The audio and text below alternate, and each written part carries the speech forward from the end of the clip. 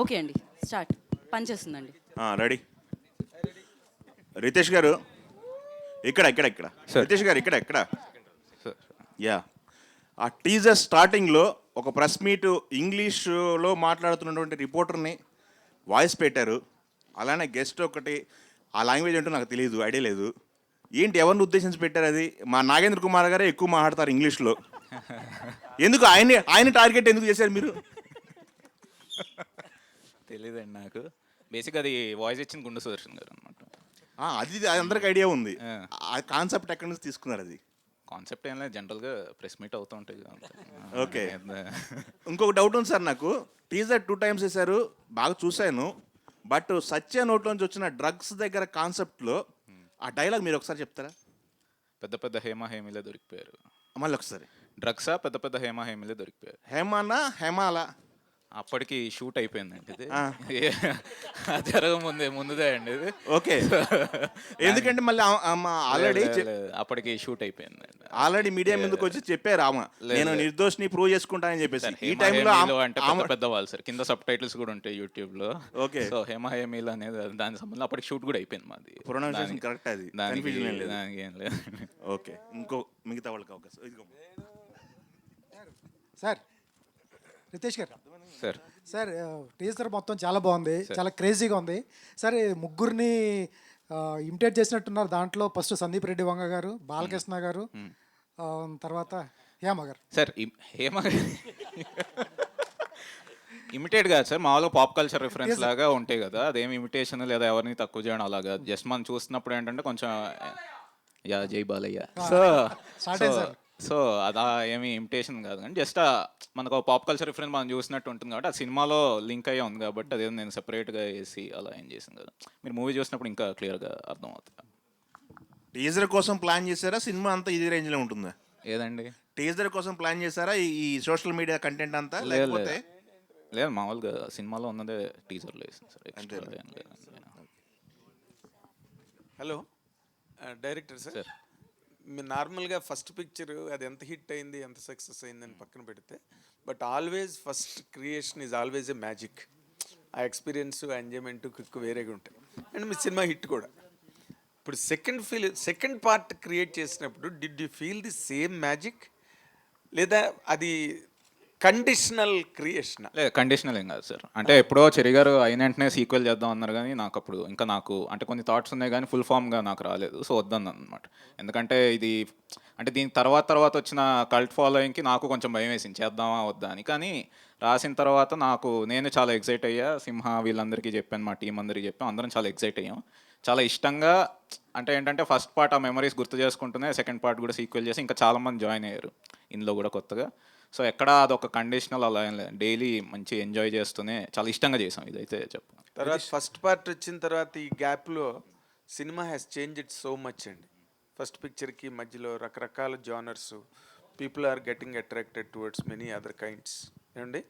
ఇప్పుడు ఈ రోజున్న ఈ ఫ్యాంటసీలు కానివ్వండి, హారర్స్ కానివ్వండి, ఆ మధ్యలో ఈ సినిమా వెళ్తున్నది.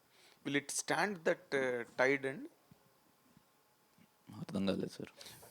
ఇప్పుడున్న జానర్స్ మీ సినిమా రిలీజ్ అయినప్పటికీ, ఫస్ట్ పార్ట్ రిలీజ్ అయినప్పటికీ సినిమా వేరు. ఓకే. ఈ మధ్య గ్యాప్ లో ఫ్యాంటసీలు వచ్చినాయి, హారర్స్ వచ్చినాయి, ఎన్నో రకాలు వచ్చి ఆడియన్స్ టేస్ట్ బాగా మారింది, సినిమా మేకింగ్ స్టైల్స్ బాగా మారినాయి. సో బేసిక్ ఇప్పుడు ఈ రోజున మీ సినిమా ఆ మార్పు చేర్పులను తట్టుకుని మార్కెట్లో నిలబడగలదా? సో బేసిక్గా ఇది జానర్ వచ్చేసి బడ్డీ కాప్ జానర్ అండి, బడ్డీ కాప్ కామెడీ. సో ఇక్కడ తెలుగులో అయితే ఎక్కువ ఎక్స్ప్లోర్ చేయలేదు అది.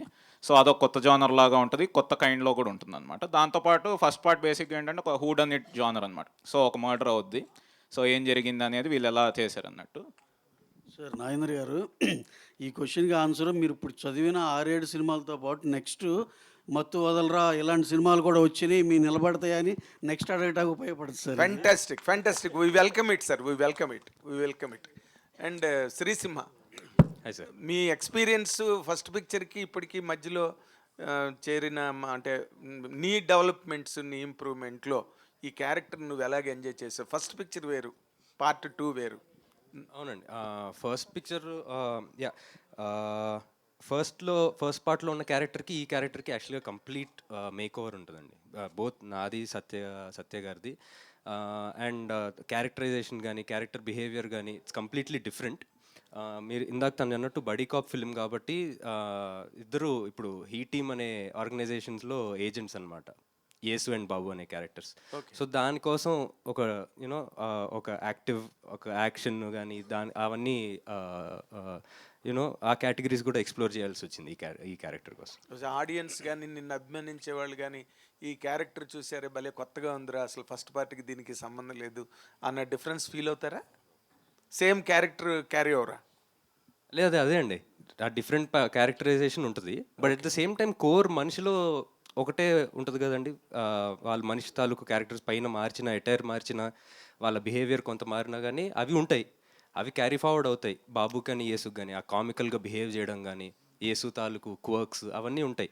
అవి ఉంటూనే ఈ అవుట్ సైడ్ ఈ అటైర్ కానీ వాళ్ళ జాబ్స్ కానీ బిహేవియర్ కొంచెం ఎడిషనల్గా పాలిష్ చేయబడ్డాయి. Good luck, all the very best. Director గారు సార్ సార్ మత్తు వదలడం తర్వాత హీరో గారికి కానీ మా చెర్రీ గారికి కానీ మళ్ళీ ఆ రేంజ్ సినిమా పడలేదు. నాకు కూడా. మీరు ఈ లోటు ఏమైనా తీర్చేయబోతున్నారు ఈ సినిమాతో? Hopefully sir. మేమైతే చాలా కన్విక్షన్తోనే చేసాం, చాలా హానెస్ట్గానే చేసాం. సో అందరికీ నచ్చాలనే తీసాం. సో యా, సడన్గా వదిలినట్టు కనిపిస్తుంది ఇది. అంత అసలు ఇప్పుడు తీసారో కూడా జనాలకి తెలియదు అన్నంతగా. యా, అంటే మామూలుగా మా సినిమాలో సడన్ ట్విస్ట్లా వస్తాయి కదా, సో సడన్గానే వద్దాం ఒకేసారి వచ్చేసి చేసేద్దాం అనేది ఐడియా మామూలుగా. సో స్టార్ట్ కూడా మామూలుగా నాకు కొంచెం ముందు మొత్తం సినిమా అంతా కంప్లీట్ అయిపోయాక రిలీజ్ అది ప్రమోషన్ యాక్టివిటీస్ కూడా స్టార్ట్ చేద్దామని, కానీ మరీ త్వరగా వచ్చింది. తక్కువ ఉంది. యా, ఇది ఒక్కటి కొంచెం సడన్గా వచ్చింది. సో ఆ ట్విస్ట్ జనాలు కూడా ఇవ్వకుండా ఉండాలి మీకు. మీరు ట్విస్ట్ ఇచ్చేసారు, అయిపోయింది. వాళ్ళు మాకు ఇవ్వకపోతే హ్యాపీ. అదే మీరే ఏదన్నా కొంచెం పుష్ చేస్తే బెటర్. చెప్పారు కదా ట్విస్ట్ ఇచ్చారు నేను అని చెప్పేసి. యాక్చువల్గా ట్విస్ట్ అనకూడదండి, ఇది most of the movies last 20 డేసే యాక్చువల్గా మెయిన్ ప్రమోషన్స్ అన్నీ జరుగుతాయండి. సో ఇది 20 days గ్యాప్ ఉంది కాబట్టి why not we hit the thing the social media and the publicity this thing in a big way. ఒకటేసారి పంప్ చేద్దాం కంటెంట్ అంతా అని చెప్పేసి అనుకున్నామండి. సో సినిమా రెడీ అయిపోయింది, మంచి డేట్ కనపడుతుంది. ఆ రోజున పెద్ద సినిమాలు కూడా ఏం లేవు, సో వేసేద్దాం అని చెప్పి డిసైడ్ చేశాం. కానీ చెప్పాలంటే స్టేజ్ మీద రవి గారి తప్పించి అందరికీ కూడా ఒక హిట్ అవసరమే. డెఫినెట్గా హిట్ అందరికీ అవసరం అండి, అని వస్తే చాలా బాగుంటుందని అందరూ ఇప్పుడు హిట్ కోసం వెయిట్ చేస్తున్న వాళ్ళే అందరూ అంటున్నాను. రవి గారు మీరు వద్దన్నా అవునన్నా కాదన్నా అడక తప్పదు సార్. కొంచెం పుష్ప గురించి అప్డేట్లకు వచ్చి చెప్తే జనాలకి చాలా. డెఫినెట్గా సార్. నెక్స్ట్ పాట ఎప్పుడు వస్తుంది, యా ఎలా ఉండబోతుంది? పుష్ప డెఫినెట్గా సార్ ఎక్స్ట్రాడినరీ సినిమా, దాంట్లో డౌటే లేదు. ఎందుకంటే ఇప్పుడు December 6th first of all December 6th అయితే అట్ ఎనీ కాస్ట్ వచ్చేస్తుంది, దాంట్లో డౌట్ లేదు. ఎందుకంటే రకరకాల స్పెక్యులేషన్ వినపడుతున్నాయి కాబట్టి మేము వర్క్ చూసుకున్నాం సార్, చాలా కంఫర్టబుల్గా ఉంది. నెక్స్ట్ వచ్చి ఇప్పుడు September 2nd కల్లా మాకు ఫస్ట్ హాఫ్ ఎడిటింగ్ వర్షన్ ఇచ్చేస్తున్నారు. ఈ లోపల పోస్ట్ ప్రొడక్షన్ పనులన్నీ జరుగుతూ ఉంటాయి సార్. October 6th ఎప్పుడు సెకండ్ హాఫ్ ఇచ్చేస్తున్నాం. కంఫర్టబుల్గా November 20th కాపీ ఇచ్చేసి ఆల్ ఓవర్ ద వరల్డ్ పంపించేయాలనేదే plan sir. By the time 25th ఎప్పుడు సెన్సార్ కూడా చేపించేస్తాం. వినాయక చవితికి ఏమైనా ఇస్తున్నారా? వినాయక చవితికి ఏం ప్లాన్ లేదు సార్ ఇప్పుడు ఏమి, అంటే త్వరలో పాట కానీ అది ఒక డైరెక్ట్గా ఒక మంత్ ఎండ్లో September ఎండ్లో ఇద్దామని సార్. 2 songs ఉన్నాయి ఇంకా ఇవ్వాల్సినవి, 2 సెప్టెంబర్లో ఒకటి Octoberలో ఒకటి ఇద్దామని. కదా ఒక రోజు ముందుగా అలాంటిది కూడా ఉంది, ఈవినింగ్ ప్రీమియర్ లీవ్ వేస్తారని. డెఫినెట్గా ఉంటుంది సార్. November 5th అని, అది November ఎండ్లోనే అలా చెప్దామని ఆ ప్లాన్ చేసుకుని చెప్దామని ఉంది సార్. ఎందుకంటే దానికి సింహ గారు చెప్పండి సార్. ఏదండి September 2nd ఎలా ఉస్తాద్ భగత్ సింగ్ మొన్న హీరో గారిని కలిసాము, అంతా అన్నీ చక్కగా హ్యాపీగా జరిగింది. We are starting the shoot in few days or few weeks. అయిపోయినాక మ్యాక్సిమం December January కల్లా షూట్ పార్ట్ అయిపోయేలా ప్లాన్ చేసుకుంటున్నాను. అంటే పవన్ కళ్యాణ్ బర్త్డేకి ఏమన్నా స్పెషల్? డెఫినెట్గా ఏదన్నా ఉన్న కంటెంట్లో మా దగ్గర ఉందో తక్కువ, ఈ లోపల 3-4 టీజర్లు అన్నీ వేసామండి. ఏదో ఒకటి స్పెషల్ అయితే ఉంటుందండి. కళ్యాణ్ గారి బర్త్డే అంటే డెఫినెట్గా మా సైడ్ నుంచి స్పెషల్ ఏదో ఒకటి ఉంటుందండి. నా పేరు వెంకట టీవీ. యా ఇప్పుడు పుష్ప గురించి చెప్తున్నారు కాబట్టి బెంగళూరులో పవన్ కళ్యాణ్ గారు పుష్ప గురించి మాట్లాడడం జరిగింది. దొంగిలించే ఇప్పుడు స్మగ్లింగ్ చేసే వాళ్ళు హీరోలు అవుతున్నారని పుష్ప గురించే మాట్లాడారు. దానిపైన మీరు ఎలా తీసుకుంటారు? కళ్యాణ్ గారు ఆ కాంటెక్స్ట్లో మాట్లాడారు, కానీ ఇది అనవసరంగా మనం దీనికని దానికని అప్లై చేసుకుంటున్నాం. కానీ చిచి అసలు ఆయన స్టేచర్ వేరండి. అసలు ఆయన నేను అనేది ఊరినే ఆయన వచ్చిన సినిమా బ్యాక్గ్రౌండ్ నుండి దాన్ని ఏదో తక్కువ చేయాలని అసలు అలా అనుకోరు ఆయన. అదేదో కాంటెక్చువల్గా అలా ఫ్లోలో అలా వచ్చింది అంతే. మనం దానికి మనం ఏం చేస్తాం, దానికి అంటించుకుని ఇది ఆయన ఇలా అన్నారేమో అనుకుంటున్నాం కానీ చిచి అసలు అలా ఇదే కాదండి. ఇప్పుడు జనసేన వాళ్ళు కొద్దిగా టార్గెట్ పెట్టారు కదా మొన్న.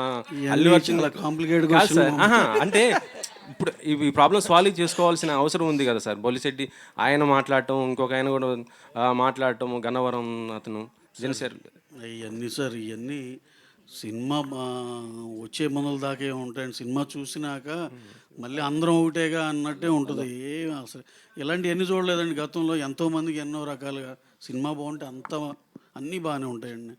ఇది ఏదో జస్ట్ టైం బీయింగ్ ఏదో అక్కడ డిఫరెన్స్ ఇక్కడ డిఫరెన్స్ అని చెప్పుకోవటమే కానీ అలాంటివి ఏం లేదు సార్. ఫ్యామిలీ అంతా ఒకటే.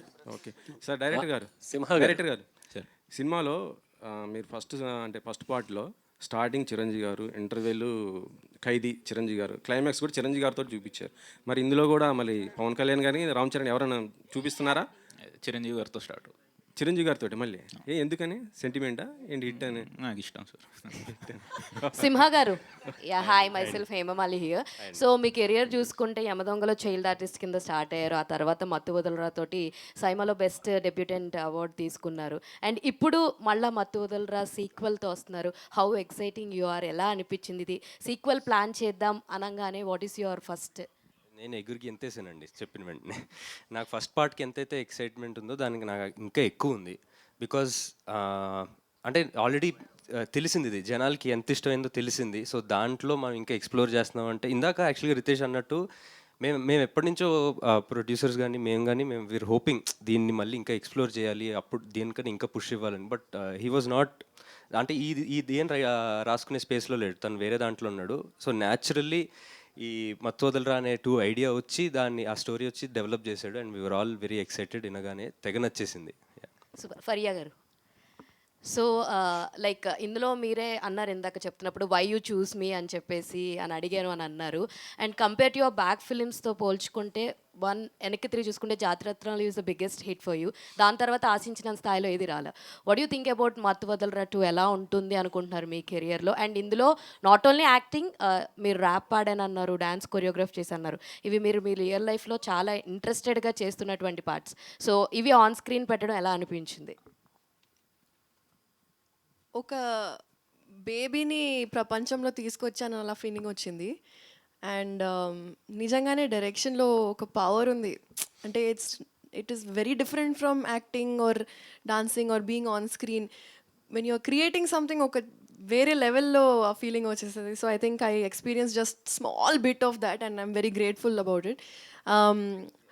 యూజువల్గా నేను ఎక్స్పెక్టేషన్స్ ఎక్కువ పెట్టాను anyway from anything, so that I'm surprised when it is come out well. Outcome baga vaste surprising untadi, and then lekapothe okay, not disappointed extra. But the main thing is that all of us had so much fun kada. So in this phase of cinema going up and down, nobody has any idea what is working, what is not working.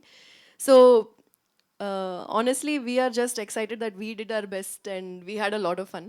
You have any stunts in this fights లాంటివి ఏమన్నా చేశారా? అవును ఒక 4-5 days మంచి fight sequence పెట్టారు.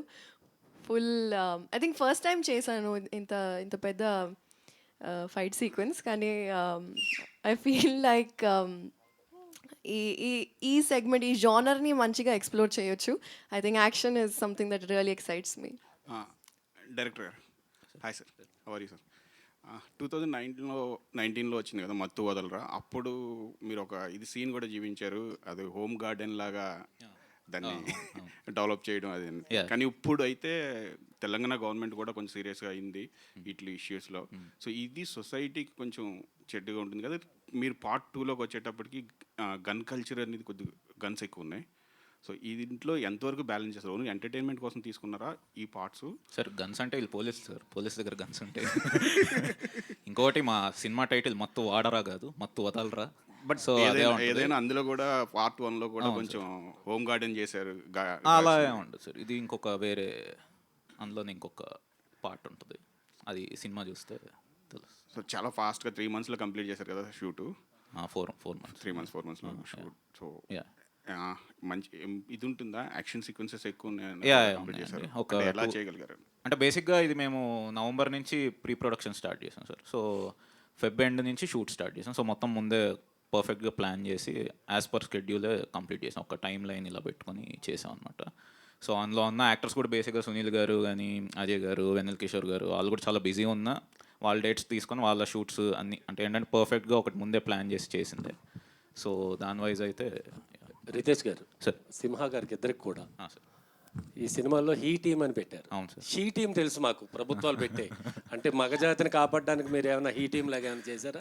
అలా అంటు కానీ బేసిక్గా హీ టీమ్ ఫుల్ ఫామ్ వచ్చి హై ఎమర్జెన్సీ టీమ్ అండి. ఓకే. సో ఒక హై ఎమర్జెన్సీ కేసు అని ఇది ఒక అంటే మామూలుగా ఫిక్షనల్ ఇది అంటే మధ్యలో సత్య ఈయన కూడా హీ అనేది ఒకటే అని చూపించారు. అవునవునవును. దానికోసం సో బేసిక్గా ఏంటంటే ఒక ఫిక్షనల్ ఒక ఏజెన్సీ లాగా అనమాట. So high emergency team. So high emergency case ఏవై ఉన్నాయో వీళ్ళు డీల్ చేస్తూ ఉంటారు. సింహ గారు చెప్పండి, హీ టీమ్ గురించి రాజమౌళి గారు ఏమన్నారు?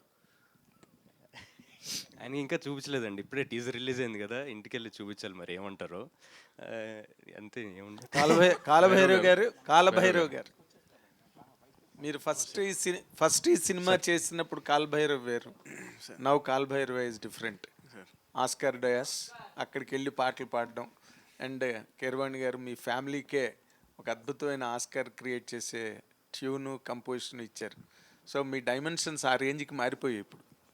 ఇప్పుడు ఈ సినిమా చేసేటప్పుడు what is the felt hang over an that అండి? మీ హ్యాంగ్ ఓవర్ ఎట్లా ఉంది? Did it bring any change in your consciousness while doing this? లేదు సార్, అబ్సల్యూట్లీ నథింగ్ అండి. నేను 2019లో ఈ సినిమా మీద పనిచేసినప్పుడు ఎలా ఉన్నానో నా అవుట్లుక్ కానీ, మేమందరం కలిసి పనిచేసిన విధానం కానీ, ఎఫర్ట్ కానీ, ఎవ్రీథింగ్ ఇస్ సేమ్ అండి. అండ్ క్రియేటివ్గా చూసుకుంటే మనం బోల్డ్ అని సినిమాలు, మంచి మంచి సినిమాలు చూస్తున్నాం థియేటర్స్లో.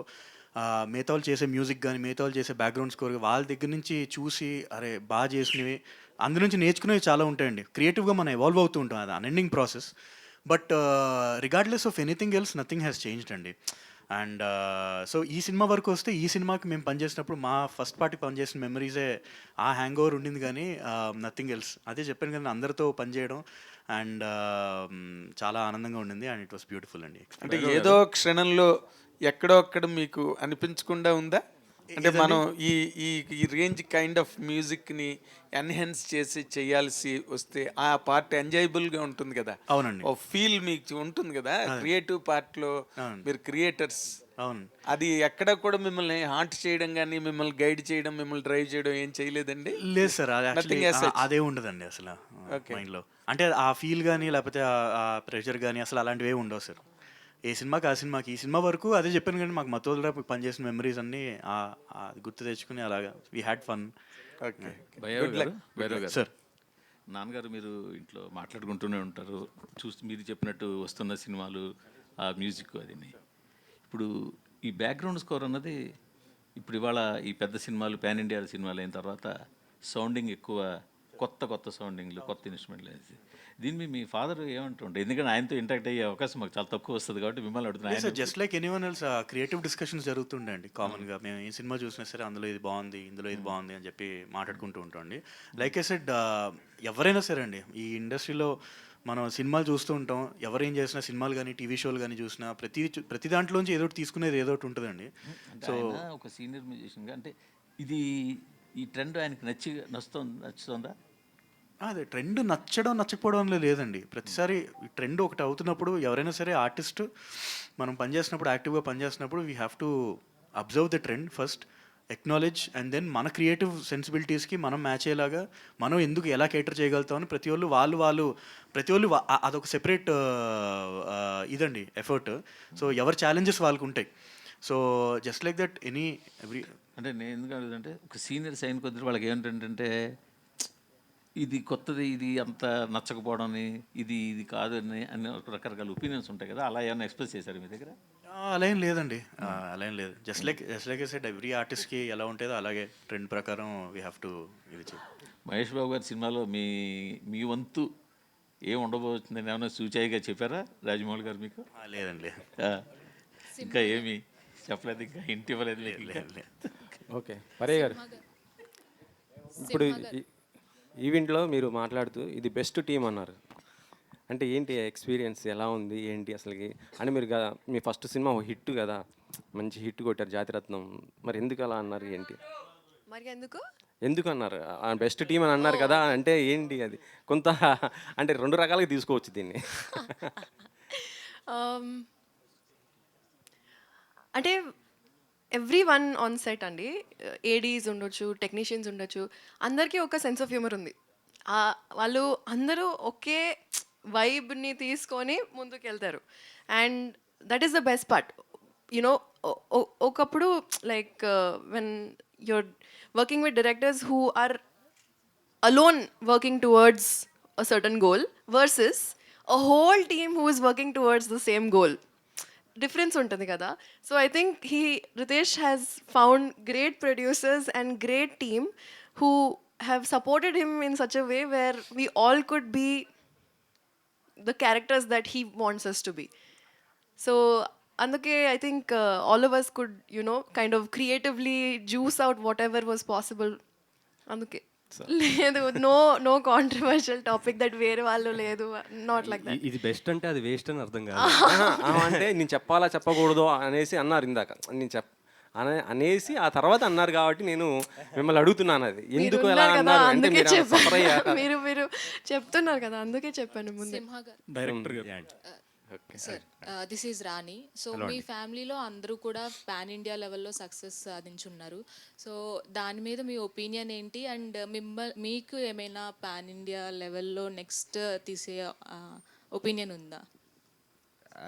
మనం అంటే ఒపీనియన్ క్రియేట్ చేసుకుని తీయకూడదండి, అది మనం తీసిన తర్వాత అది పాన్ ఇండియా అయితే అవుతుంది అంతే. ఇంకా ఫ్యామిలీ మెంబర్స్ అందరూ ఆనందంగానే ఉంటుందండి, దాని నుంచి ఒపీనియన్ ఉంటుంది. డైరెక్టర్ గారు. కాలుభైరవ గారు. సార్, ఈ మూవీలో మొత్తం ఎన్ని సాంగ్స్ ఉన్నాయి? అండ్ సాంగ్స్ తీసినప్పుడు అంటే ఈ సినిమాలో పాటల్లో ఉండవండి. ఈ సినిమా మోర్ రికార్డింగ్ని బేస్ చేసుకున్న సాంగ్స్ లాగా ఉంటాయి.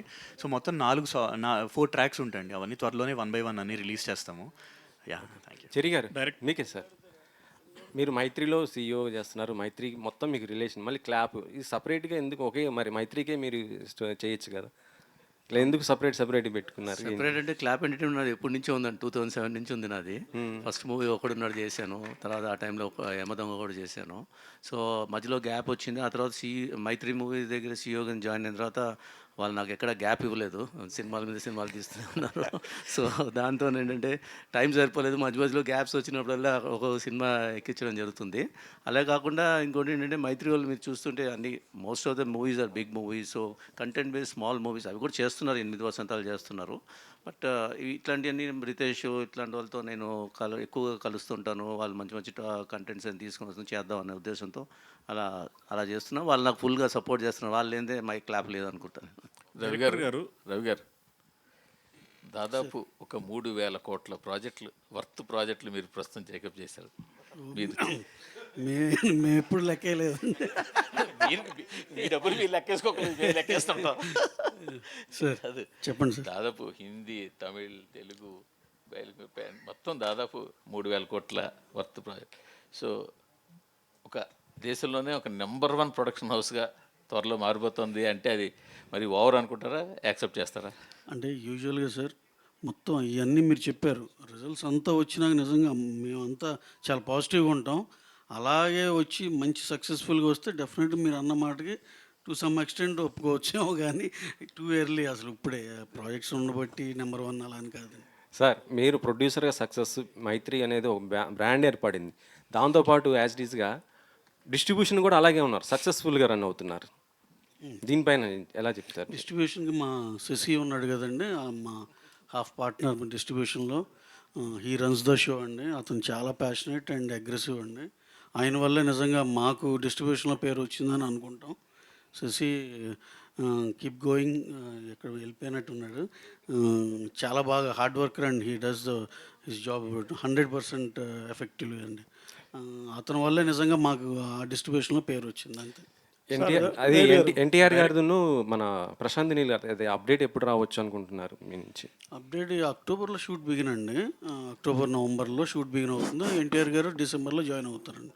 డిస్ట్రిబ్యూషన్ గురించి మాట్లాడారు కాబట్టి బచ్చల్లో ఎన్ని డబ్బులు పోయండి? ఏమన్నా అన్నీ శశియే చూసుకుంటాడండి. శశియే చూసుకుంటాడండి. అలా కాదు. మీకు చాలా సినిమాలు వచ్చిన ఒక బచ్చన్ని అడుగుతారండి మీరు. అలా కాదు కదా, మీరు హనుమాన్తో డబ్బులు వచ్చాయి సార్, తర్వాత వరుస పెట్టి సినిమాలు సలార్లో డబ్బులు వచ్చాయి. డబ్బులు వచ్చిన వాడి గురించి అడగక్కర్లేదు కదా, మీకు పెద్దగా డబ్బులు పోయింది బచ్చన్లోనే కదా, అందుకనే అది అడుగుతున్నా. సార్ ఈ డిస్ట్రిబ్యూషన్ అంటే కొన్నిట్లో వస్తాయి కొన్నిట్లో పోతాయి, అన్నీ ప్రిపేర్ అయ్యాక దిగేది. డైరెక్టర్ గారు, మీరు టీజర్ ప్లే చేసినప్పుడు మిగతా అన్ని సీన్స్కి అలాగే డైలాగ్స్కి ఎంత అప్లాజ్ వచ్చిందో ఆ ఓరినా కొడక ఎపిసోడ్ కూడా అంతే అప్లాజ్ వచ్చింది.